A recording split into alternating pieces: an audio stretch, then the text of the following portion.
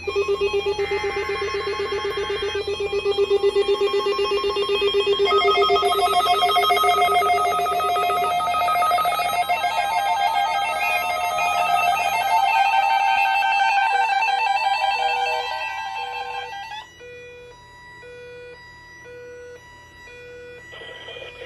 National Weather Service has just activated the warning alarm as a test.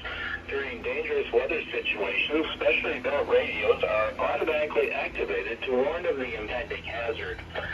Tests of the warning alarm tone are normally conducted every Wednesday between 11 a.m. and noon. If severe weather threatens the area near the normal test time, the test will be postponed until the first good weather day. This warning alarm tone will be activated for watches, warnings, and selected statements affecting specific counties based on the transmitter you are listening to. For exact coverage areas, please check our internet homepage.